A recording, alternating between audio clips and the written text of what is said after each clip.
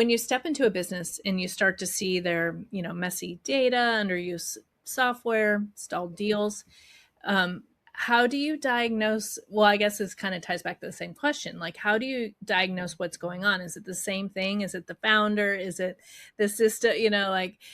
Do you see the same thing every time? Is it always kind of those root causes, or is there something else going on? I was going to try to pull it up. So most of the time, high level, there's four categories for my customers. They could be an invisible expert. There's someone who is an expert in their field, but they're really invisible and they're disappeared in a sea of sameness. Then there could be somebody who has a really leaky pipeline. So they're good at getting people on calls, yet they get ghosted.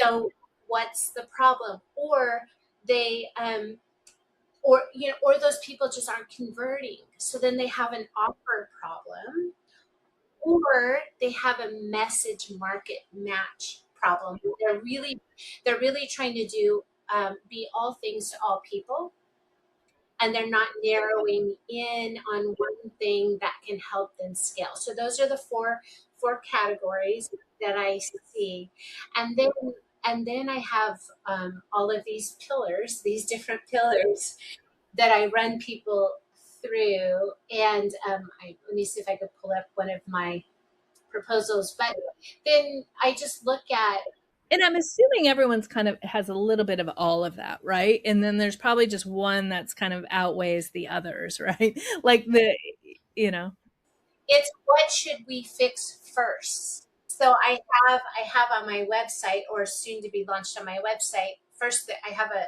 chatbot that segments the people into one of the four categories based on some questions. And then I have an agent that takes people through it delivers a 10-step checklist of all the things that they could fix first so that they could try to do it themselves.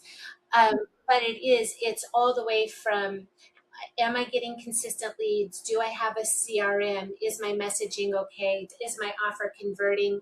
And then do I have scalable systems in place to continue doing this? So it's really all of those things, and we just look for the gap. yeah. You talk about the importance of, standing for something and standing against something, your messaging, especially in crowded market. And our market is extremely competitive. I understand that.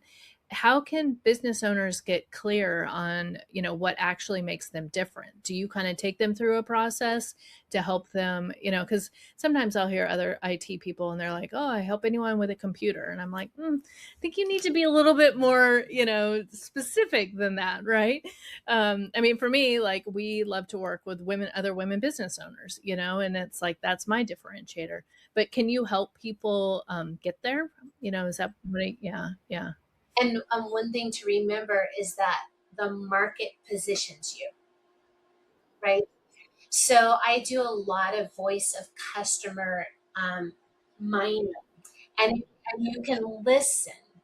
And really, your testimonials need to be set up in a way that doesn't just say, "Yay, Rachel's great! Yay, her team is great." No, it is asking the right questions ahead of time. Which, like, what did you try before you got to me?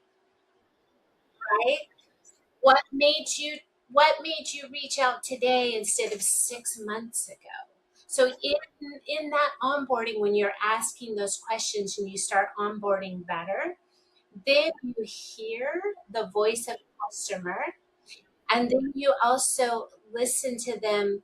For example, another takeaway for you guys, it would be, in a sea of sameness, what are the table stakes, right? What are the items that you assume every IT provider has? Like, that could just be a question. You just ask people, right? Then you learn what the table stakes are. So then don't spend your time talking about what the problem aware buyer assumes you have. It's after that. So understanding your assumptions of what the table stakes are, what was it that stood out to me, for me. So the market tells you what stood out, and that's where your value proposition forms from your customers.